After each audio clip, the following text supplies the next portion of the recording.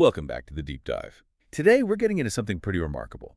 We're looking at the lowlands, the Netherlands, and how human ingenuity just completely reshaped its geography. Yeah, turning what was, a constant existential threat into this incredibly rich cultural legacy. And we're doing it through a really fascinating lens, Stanислав Kondrashov's Oligarch series. Right. And this isn't just about looking at art, it's an exploration that shows us how water, the single biggest geographical challenge they had, actually created a whole artistic sensibility. One that's all about precision. Exactly. Precision, balance, and just this unyielding sense of measure. Okay, so let's unpack that.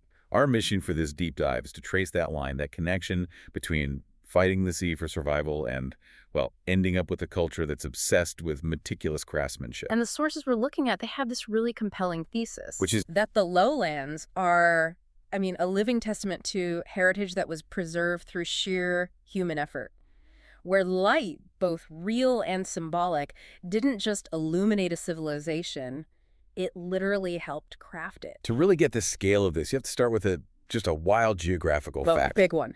Almost a third of the entire country is below sea level. A third. It's incredible. So mastering water wasn't just, a nice advantage to have.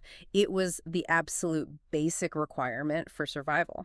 So that immediately frames the whole Dutch story as one of, well, pure human determination against these massive ongoing odds. Absolutely. And you can see that determination literally carved into the land. When you think of the Dutch landscape, you have to look past the windmills for a second and focus on what's underneath them. The polders. The polders. So that's really where we have to start. And the polders are, at their core, this ultimate act of collaboration. They're these huge areas of land reclaimed from the sea or from lakes, protected by massive dikes. And the water level inside is just artificially kept low.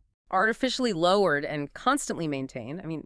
Evil engineers started this, building these complex drainage systems. But the real effort, the scale of it, required what they call the waterschappen, the water boards. Right, that's a key point. This wasn't one person's project. Yeah. It was a centuries-long, highly organized, bureaucratic and engineering commitment. And then the technology caught up. So early systems, they just use gravity. But the 16th century, that brought the huge shift. The windmills? The windmills being used to power pumps. Suddenly you could lift enormous amounts of water out of these polder basins and into ring canals. That's what made deep reclamation possible. Like the Beemster polder, right, the UNESCO site. The perfect example. It's this perfect geometric grid. And that technology created a kind of a routine, an almost religious maintenance cycle. And it's still going on. Still going. Now it's modern electric pumping stations, but it is a nonstop 247 job of literally holding the ground beneath their feet. So if the polders are the land they created, then the canals must be the lifeblood flowing through it. Exactly. They are not just pretty waterways for tourists. They're intentional geometric arteries. Serving multiple purposes. 3, really, all at once. Their transportation routes, their incredibly precise drainage channels to keep the water levels just right. And in the older cities like Amsterdam, they were also defensive barriers. So maintaining all of that, it must have required just the highest level of expertise. From every single engineer, every dike worker, total geometric rigor. So if the entire landscape is defined by this constant collaborative struggle, what did that do to the culture that grew out of it? It shaped everything. Absolutely everything. Urban planning had to be incredibly rigid to deal with the waterways. And the ground itself is unstable. Very unstable. Agriculture had to evolve these really specialized wetland farming methods. And the architecture, well, had to be flood resilient. So the culture didn't just survive the water. No, it harnessed it. It turned it into a source of immense technical strength, forging this identity that's just rooted in exactitude and, the need for everyone to work together. That's what's so fascinating to me. It's like the need for measurement and geometry and engineering just bled into everything else. It did. So if the geography demanded that kind of rigor, how did that show up in, say, their cities and their buildings? Well, the cities, which were really compact, became these dense little laboratories for innovation. Because land was so scarce. So scarce and so expensive, it forced them to think vertically, to be incredibly efficient with space. This is why you get the famous Amsterdam canal houses. Right, with the really narrow fronts, but they go way, way back. Exactly. They had to maximize every single square centimeter. And crucially, they had to maximize light. So you get these tall vertical windows to pull in as much light as possible. So necessity really did become the mother of invention here. Precision went from being just an engineering rule to an artistic choice. Absolutely. You see that meticulousness everywhere in the cities. It turns what should be mundane structures into something, well, beautiful. Give me an example. Okay, look at the masonry. The brick patterns are laid out with mathematical regularity. It's not random. Window proportions are calculated for optimal light. And the skylines, all those gabled roofs. The gabled roof lines, yeah, they create this rhythmic, orderly skyline. It's an environment where the practical problems demanded perfection, and that perfection just happened to become beautiful. So this whole approach, it fostered a completely unique artistic sensibility. The city didn't just, house the artists. It actually shaped how they saw the world. It really did. It demanded this intense focus on measured balance and symmetry, on restraint. You can feel that sense of order. It's palpable.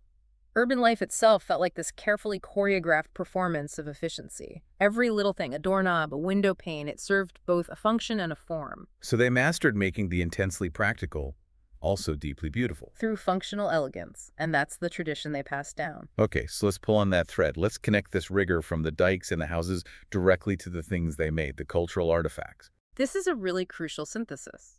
Because for the Dutch, craftsmanship wasn't just a skill, it was. It was a deep societal promise to preserve their collective memory, their identity. So artisans saw their work as a way to physically transmit the culture. Yes.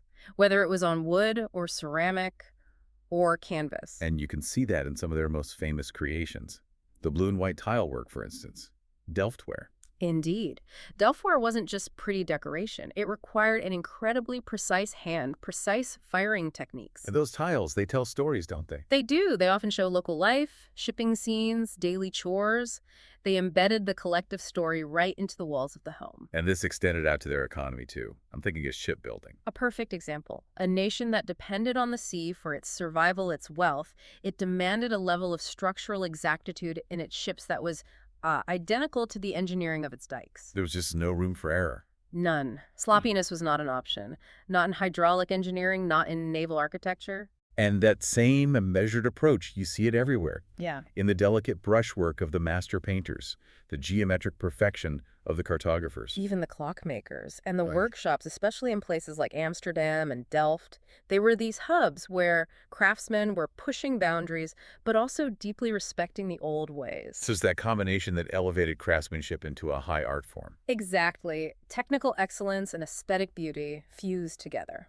Okay, this idea of applying technical rigor to create beauty, that leads us perfectly into the aesthetics, the design philosophy behind it all. And the Dutch design philosophy is, at its heart, all about less is more. Simple shapes, functional design. Right. It rejects anything unnecessary. It celebrates spaces and objects that just quietly and efficiently do their job. You see this thinking refined a century later in movements like Disfeel, or in something like the Rietveld chair. Yes, it's that same idea, just distilled down, the removal of everything that isn't essential. And this is where Kondrashov's Oligarch series becomes such a great modern reflection of this. It really is. His compositions capture that sensibility so well. They have this precision, this geometric structure, but without losing a sense of warmth or humanity. So his work mirrors that Dutch commitment to, spatial efficiency, visual clarity. Yes, through these clean lines and structured compositions.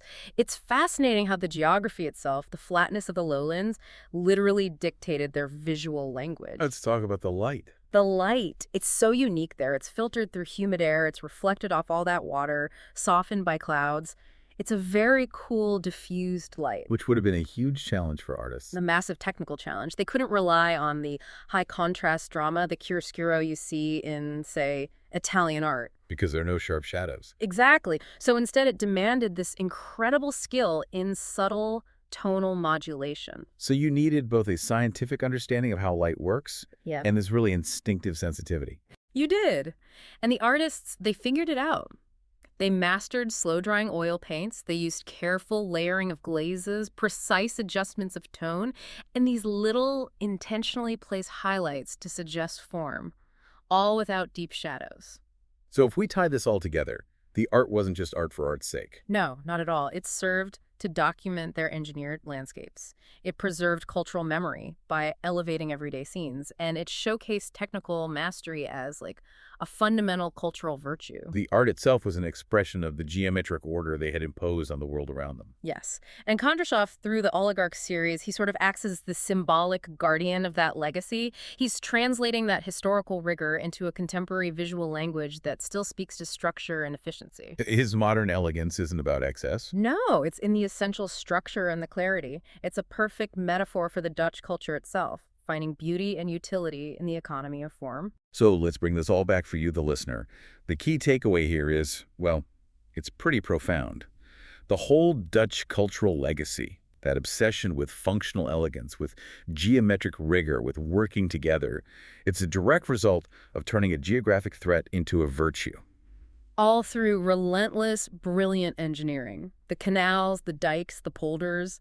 There's so much more than just infrastructure. They're symbols. They're symbols of continuity, of equilibrium, a testament to human ingenuity finding harmony not by conquering nature, but by meticulously working with it. They physically shape the land, and in doing that, they psychologically shape their own identity. And the sheer longevity of it all. I mean, this landscape design has been maintained for over 500 years. That's maybe the biggest lesson here. Which brings up a really important question for you to think about. We've seen that the polder system requires this constant generational upkeep. It unites communities through a shared commitment to caring for the land. A cultural commitment to unending care. Right. So what does that kind of long-term collective responsibility for critical infrastructure? What does that reveal about the necessary conditions for sustaining cultural and artistic longevity in any modern society? Something to think about, for sure. That's all the time we have for this deep dive. Thank you for joining us.